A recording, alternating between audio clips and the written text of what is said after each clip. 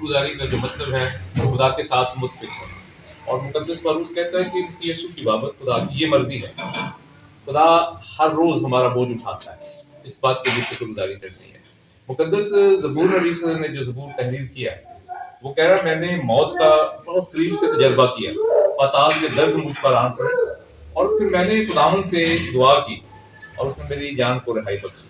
تو جب بھی کوئی غیر ارادی طور پر ہماری مدد کر دیتا ہے تو ہم اس کا شکریہ ادا کرتے ہوئے کہتے ہیں میرے پاس الفاظ نہیں ہے، میں کن الفاظ میں آپ کا شکریہ ادا کروں. تو یہی جو کنڈیشن یا حالت ہے زبور نویس کی ہے. آج سارا دھیان جو ہم داؤد کی اس دعا پر اور خصوصاً 14ویں آیت پر لگائیں، وہ کہتا ہے خدا کی نعمتیں برکتیں جو مجھے ملی ہیں ان گنت ہیں. خدا کی نعمتوں کو ہم گن نہیں سکتے.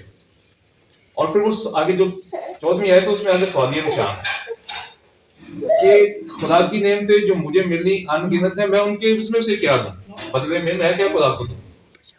اور پھر وہ خود ہی کہتا ہے کہ خدا کی نعمتیں ان گنت ہیں، نہ خدا تقاضا کرتا ہے کسی چیز کا اپنی نعمتوں کے عوض میں اور نہ ہم دے سکتے ہیں. لیکن ایک بات جس کی خدا تقاضا کرتا ہے کہ جب اس کی نعمتیں برکتیں بخششیں انسان کی زندگی میں اس کے برکت کی صورت میں فضل کی صورت میں ہوں تو پھر وہ شکر گزاری کا تقاضا کرتا ہے. یہ زبور 51 میں لکھا ہے کہ جو شکر گزاری کی قربانی گزرانتا ہے وہ میری تمجید کرتا ہے، اور جو میری تمجید کرتا ہے اسے میں اپنی نجات دکھاؤں گا. اور شکستہ روح خدا کی قربانی، شکستگی کیا ہے؟ سرنڈر کرنا اپنے آپ، اور اس بات کا اقرار کرنا ہے کہ جو کچھ زندگی میں خدا نے کامیابیاں کامرانیاں بخشی ہیں اس کا فضل ہے، انسان کا کمال نہیں ہے. یرمیہ نبی کا صحیفہ 9 باب میں لکھا ہے کہ نہ کبھی اپنی قوت پر اور نہ عقل مند اپنی ذہانت پر اور نہ صاحب دولت اپنے دولت پر فخر کرے. اگر کوئی فخر کرتا ہے تو اس بات پر کرے وہ خداوند کو جانتا اور اسے ڈرتا ہے. جب بنی اسرائیل ملک مصر کی غلامی سے نکلے، استثنا کی کتاب کا 6 باب، تو خداوند نے کہا کہ میں تمہیں ملک کی موضع میں لے کے جا رہا ہوں، اور وہ گھر جو تم نے نہیں بنائے ان میں تم جا کر بسو گے، اور وہ چیزیں وہ درخت جن کو تم نے نہیں لگایا ان کے پھل کھاؤ گے. اور جب تم سیر ہو کر کھانا شروع کرو اور خوشنما گھروں میں رہنا شروع کرو تو مجھے بھول نہیں جانا. انسانی فطرت کو خدا جانتا ہے اور کہہ رہا کیوں نہیں بھول جانا. آگے میرے ساتھ جن کے پاس خدا ان کا اللہ فاصلہ ہے 8واں باب استثنا کی کتاب 12ویں آیت سے، ایسا نہ ہو کہ جب تو کھا کر سیر ہو اور خوشنما گھر بنا کر ان میں رہنے لگے اور تیرے گائے بیل کے غلے اور بھیڑ بکریاں بڑھ جائیں اور تیرے پاس چاندی اور سونا اور مال بکثرت ہو جائے تو تیرے دل میں غرور سمائے اور تو خداوند اپنے خدا کو بھول جائے کہ تجھ کو ملک مصر اور غلامی کے گھر سے نکال لایا. آگے 16ویں آیت،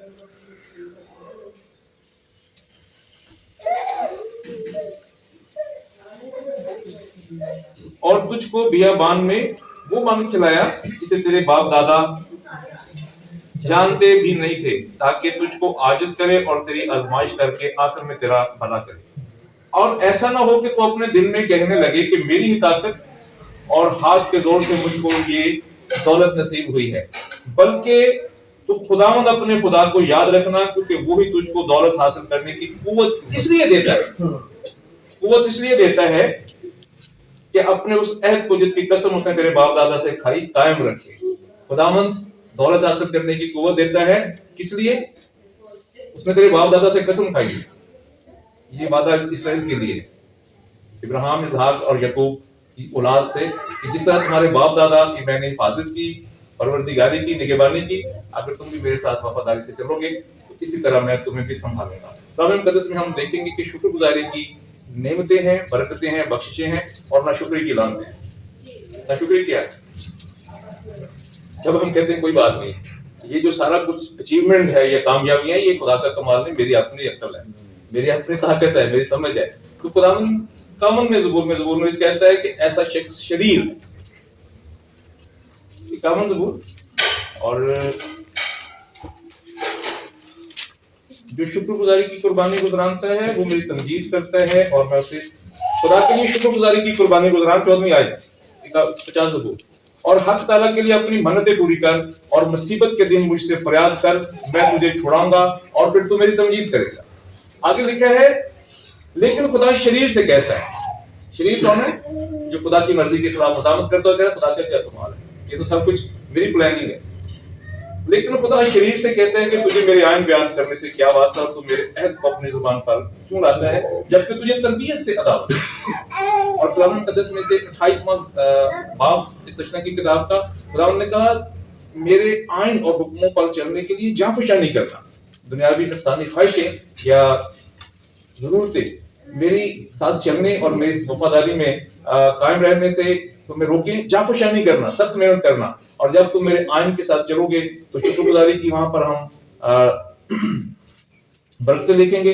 اور آگے 28واں باب اور اس کی 15ویں آیت میں لکھا ہے کہ اگر تم شکر گزاری نہیں کرو گے، ناشکری کرو گے، تو جتنی برکتیں ہیں وہ لعنت میں تبدیل ہو جائیں گی۔ صبح بھی شاید میں نے بتایا تھا کہ برکت ہے خدا کی شخصی دوری ایمانداروں کی زندگی میں، اور ناشکری جب خدا اپنے لوگوں کو چھوڑ دیتا ہے۔